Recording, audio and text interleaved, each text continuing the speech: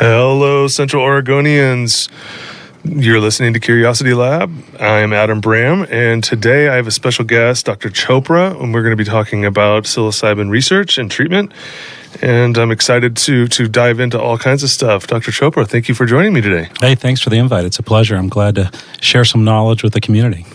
Yes, this is such an interesting topic. It's funny because, you think 10 years ago, we never thought we'd not only be able to talk about this openly on the airwaves, but also that, there'd be decriminalization and there's a lot of movement happening. And I think it's really spreading across the globe, really, and across country in acceptance and understanding that there's something there, that it doesn't need to be something that's so taboo. So I'm really curious, too, about your background and that you've really since, I guess, was it 15 years ago in LA? Since 2000, back in 2002. 2002, yeah, wow. And that was at LA Harbor at UCLA? Yes.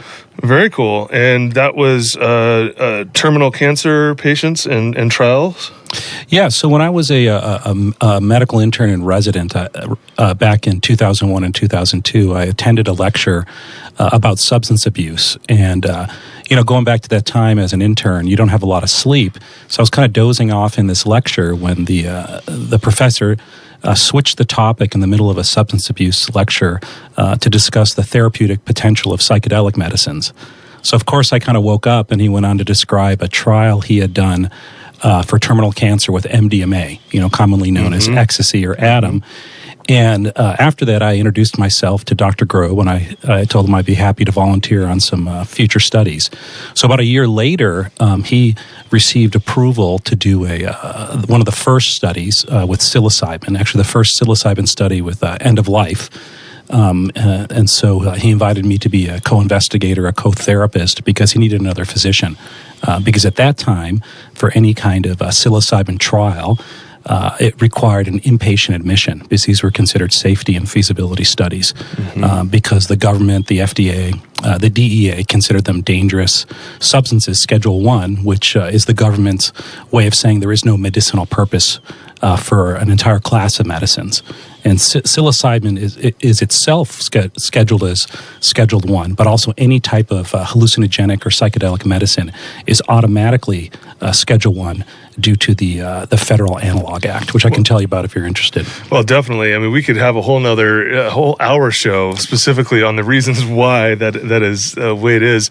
But it is changing, and it's got to come from the other side of the door. It's got to come from the public. It's got to come from specialists and people doing the research that understand it, are kind of pushing the envelope, because I don't see that lifting and changing dramatically from the governmental side. So it's unfortunate, but at the same time, we've made absolute strides, I feel like, especially in the last decade. So, but I'm really curious about how far you were able to get into really understanding and some of these trials specific to cancer patients and end of life, because to me, I know the out-of-body experience to near death and some of those deeper, more esoteric areas kind of still dovetail, and I think it's important that we do a lot of that research, but it's got to start with terminal things where it's right in our face and really is an important part of people in their transition out of death. So yeah, tell me a little bit more about the cancer trials that you understood that were really effective and where do you think it's going?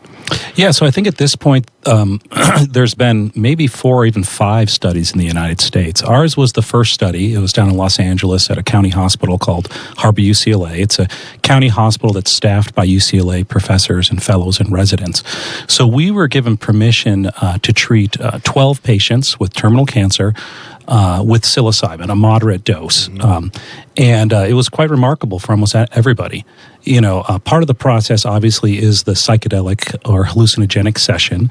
The goal we had of using the psilocybin was to create a mystical experience, an opportunity for someone to go deeply within, maybe examine some life experiences that were contributing to their current dilemma, but really trying to get even deeper to try to understand how they could move forward with this very important tradition.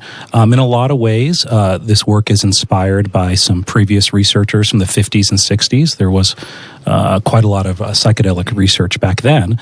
But what I like to remind myself and help us all remember is that we probably co-evolved with psychedelic plants and medicines. I mean, I can imagine that psilocybin-containing mushrooms were there for our earliest ancestors to forage. So in the reality, this predates even shamanic traditions, which are somewhat popular in resurgence right now, which I think are certainly wonderful ways of catalyzing the healing potential of psychedelics. But in the reality, plant medicines have their own ability to catalyze mystical experiences, which can lead to healing, which is what we looked at in this study, but also probably led to the development of language, art, dance, music, rhythm. They're very, very powerful. So the subjects in our study did fairly well. Unfortunately, being the first study that was approved, we were not allowed to give the dose that we thought was adequate. It was a dose of 0.2 milligrams per kilogram. That's not really a fancy thing, but many people who understand psilocybin dosing can recognize that's more of a moderate dose. That said, since people were fairly frail, they were quite a lot more sensitive, at this stage of their life, since they did have a pretty or really very severe cancer. The diagnosis required less than 12 months life expectancy. I also want to remember just to thank and honor all the participants of the study. We may not get into all the details of the study, but since every participant served as their own placebo, each participant came in over 2 weekends for the study. So they volunteered and contributed 2 of their last weekends. So, I think it's really important to remember that these more recent ancestors did quite a lot to allow us to speak about that. Now, after that study, there were studies repeated at NYU, in New York City. They did 1 or 2 studies with psilocybin for end of life. And then there were studies also at Johns Hopkins University. And, the last 15 years, I haven't been in research, so I don't have every paper in my mind. But at this point, there have been enough studies that have been recognized by the DEA and the FDA that the federal government is actually reconsidering the classification of psilocybin. It's very likely that psilocybin will be scheduled down, maybe either descheduled or scheduled down to Class 4. So I would suspect that psilocybin will be available as a prescription in 2024. Now, there's a lot of baggage with that, obviously, since psilocybin is extracted from a plant that occurs naturally. I mean, literally, psilocybin, cubensis mushrooms pop up on grass lawns. In the 60s, people would joke that these mushrooms are growing in the lawns in front of the courthouse while people are going to jail for consuming them. So, as you said, our culture is still catching up with this. Fortunately, there's been a lot of dedicated scientists who have shown in a scientific and kind of a Western, dualistic, reductionistic manner that these medicines really help. And that's kind of what the purpose of that paper I was involved with. It's a very, very solid research paper. It doesn't get too much into the mystical. It's really taking a look at how do these people feel afterwards. Yeah, absolutely. I think one of the fascinating things is there's a lot of talk, I think, especially in Portland or in our region of the country, that there will be this legalization that will just have it recreationally available. I've been kind of on the fence myself where I think there's still, just like cannabis, CBD, and cannabinoid research and study, there's still a lot left to learn and for us to really break through and to have complete legalization without fully understanding the mind itself and then the effects and understanding energetically through that. But do you predict that we'll at least have more of a clinical, medical, license type of environment based on this rescheduling? Or do you kind of see maybe in this region it shifting to really a full recreational availability? Yeah, that's a really a good point you're making up. There's actually 2 processes involved for people in Oregon because Oregon passed a measure that's allowing the use of psilocybin in a therapeutic manner in licensed centers with licensed practitioners. I was not involved in this measure. I've been doing some research about it and actually met several members of the state advisory panel. I will say that they're very wise, very solid scientists, mycologists, policy people. The psychiatrist on the program is a real expert in receptor mechanisms. I'm familiar with his work that he's been doing for 20 years. So these are real experts getting involved. So they are setting up a plan to do it in a somewhat regulated fashion with psilocybin that is drawn from psilocybin cubensis farms. I think at some level it is analogous to the medical marijuana movement. I think that's one option that's going to happen. I personally feel that decriminalization is really important to consider, since this is just a natural occurring element. I think it's growing everywhere anyhow, and there's several hundred species of psilocybin-containing mushrooms. However, if this regulated manner allows some more people to access it, I'm hoping that'll happen. I do have some concerns about some of these therapeutic centers. I don't see how they would be available to non-English speakers. I don't see how they'd be available to people with terminal cancer. I don't see how they would be able to provide medical support to people who aren't totally healthy. So, as someone who's researched this medicine and actually utilized it in the context of a study for people who are medically frail, I don't think it's going to step up for those types of people where it's very important. However, it is a good first step. And again, the advisory board that the state of Oregon has put together is stellar. I mean, it is a great group of people. They're aware of all these issues. They're very, very thoughtful. So I think what's probably going to happen is we may start using psilocybin in a therapeutic manner, under this kind of box of Measure 109 in Oregon. And in the meantime, there'll be this parallel process where psilocybin, some sort of synthetic psilocybin, will be available to be prescribed by physicians. But still, to me, I do believe in decriminalization, so everyone can have access to them. And certainly indigenous folks, native healers, are always going to be more comfortable plucking the mushroom, from the forest and the fields where it's provided by nature.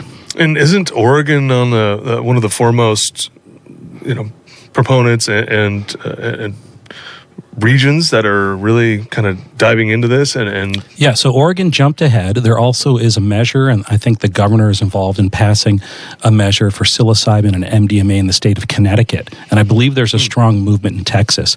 So the federal government is being nudged along by a lot of advocates for veterans. So there are numerous combat veterans who have benefited from psychedelic therapy offshore or underground, and many of them have stepped forward, even some leadership. So there's a big push to allow access to psychedelic treatments, because the government and veterans recognize that it does allow for a sort of healing that is not available with the mainstream treatments that the Veterans Administration, private practice, therapists and psychiatrists, and the public mental health sphere offers. So, I mentioned the kind of federal push. A lot of that support is coming from advocates for war veterans, veterans with PTSD traumas. Absolutely. So I think it's like you said, when the community asks for something, maybe the universe will respond. So I'm cautious about that. I will say that I've heard from other researchers that MDMA is likely to be rescheduled in 2023.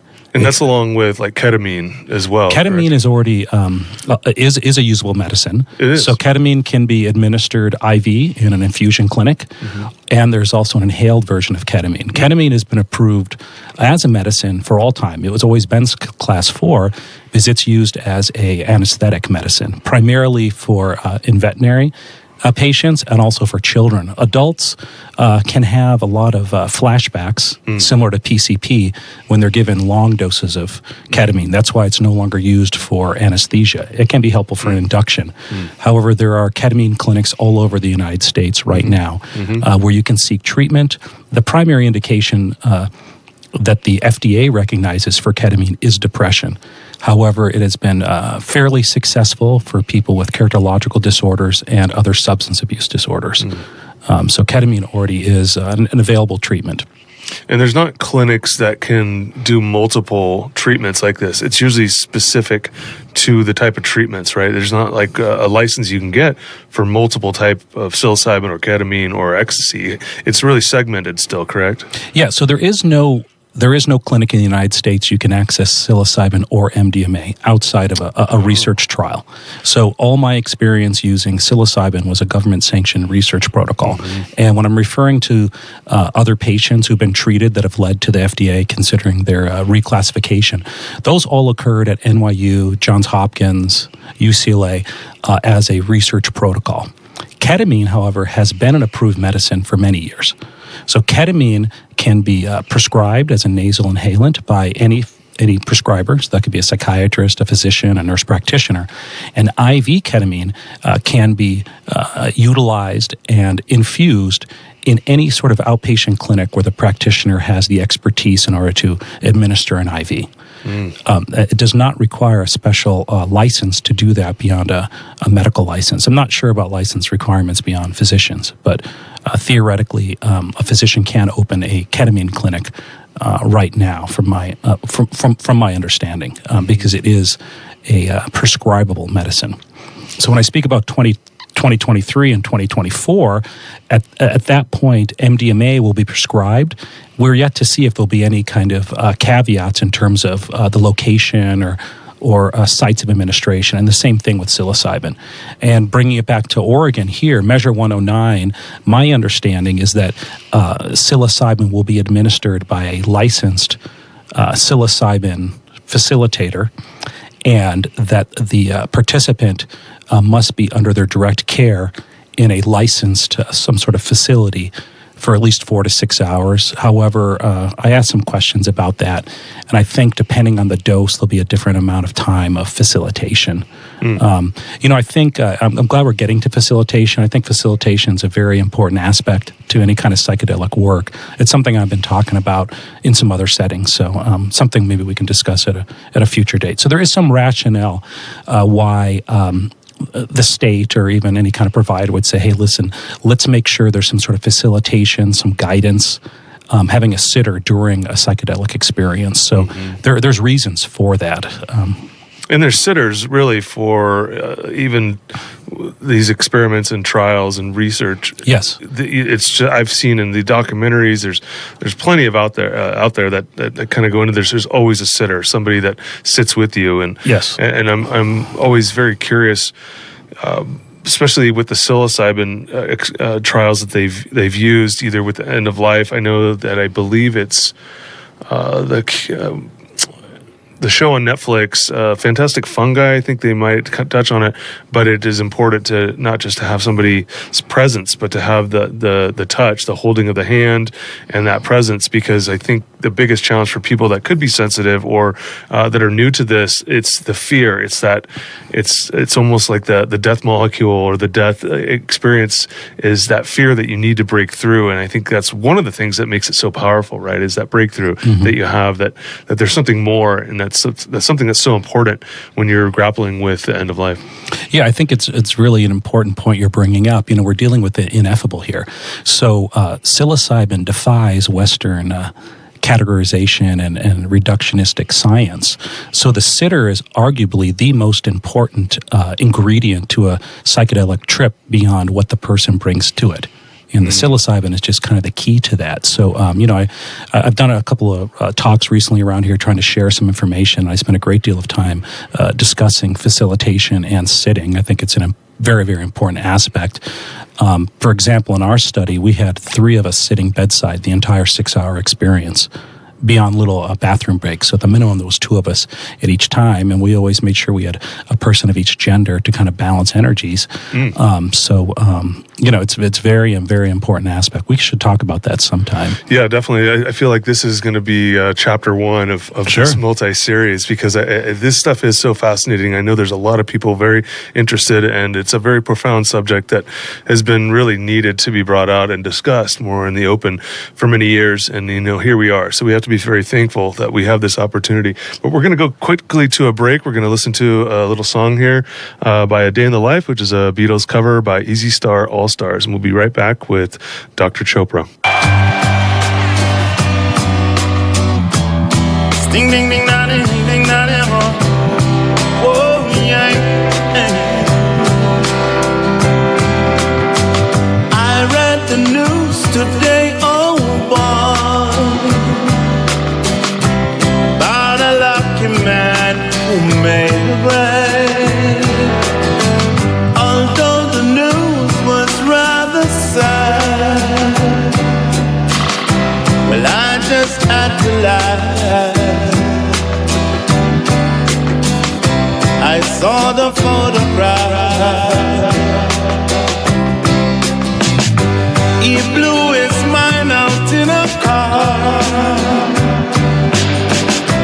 It didn't notice that the lights had changed. A crowd of people stood and stared. They'd seen his face before. Nobody was really sure he was from the house of love. I saw a film today, oh boy. The English army had just won the war. A crowd of people turned away, but I just had to look. I've been read the book. I'd love to turn you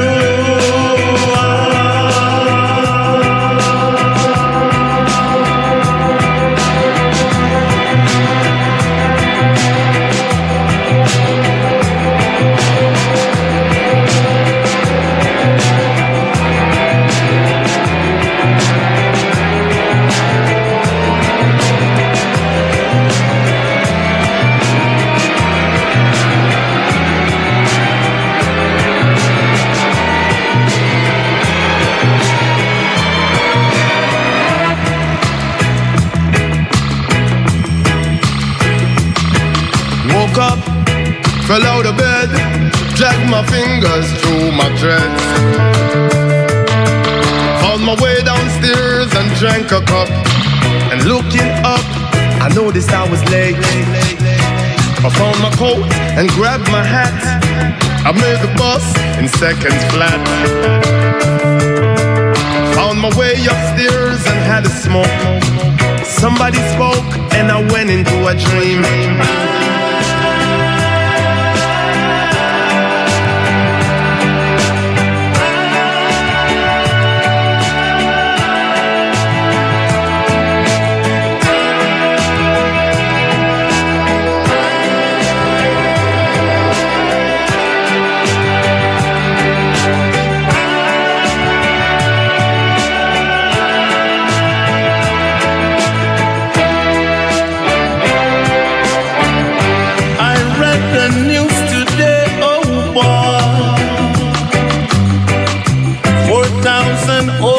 Blackburn, Lancashire.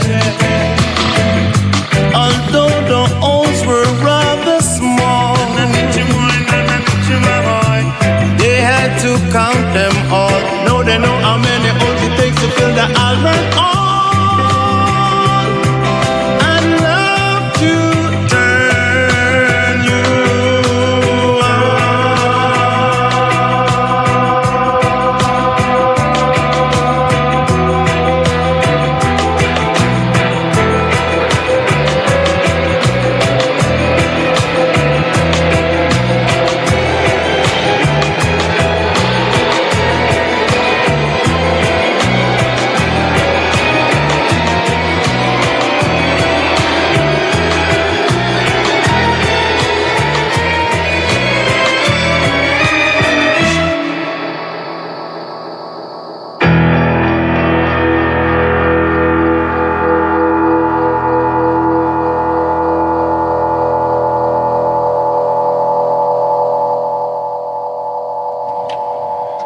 You're listening to Curiosity Lab.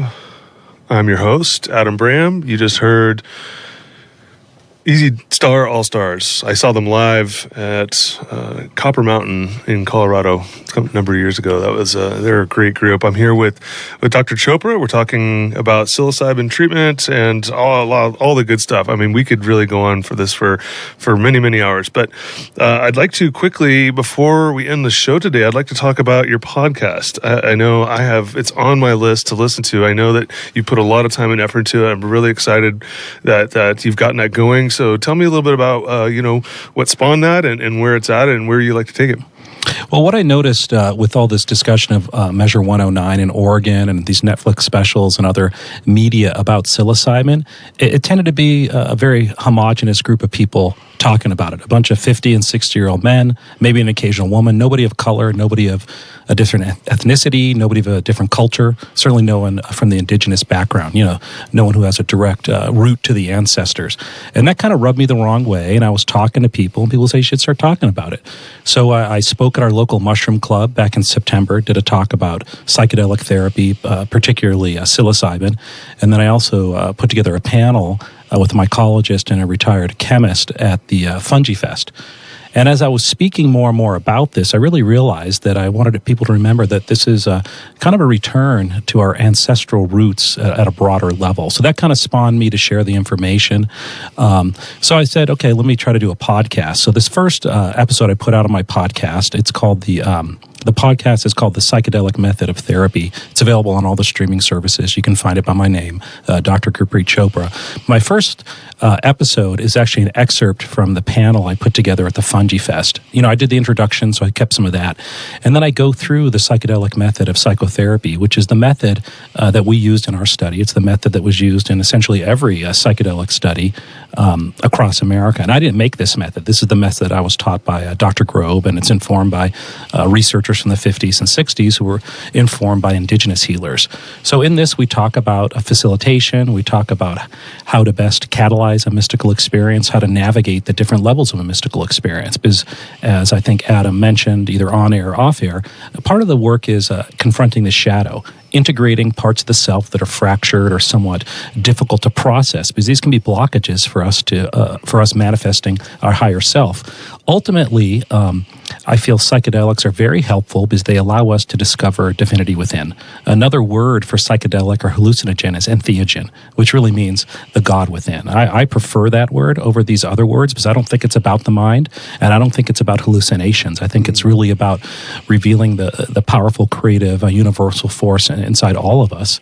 And as more of us have these experiences in healthy, safe manners, and we're able to integrate it back into our everyday reality, we'll all become more comfortable with non-ordinary levels of consciousness, and ultimately we'll be more comfortable with our regular level of consciousness, and I think we'll all get along better. I think that is the kind of fantasy of a psychedelic rollout. However, psychedelics or entheogens have been available for centuries, and here we are still talking about the science behind how we can use them to open our heart. So I think our culture, particularly Western modern culture, has a lot to learn. So I want to be a voice in the movement, bringing us back to that broader kind of indigenous perspective, kind of remembering where we came from.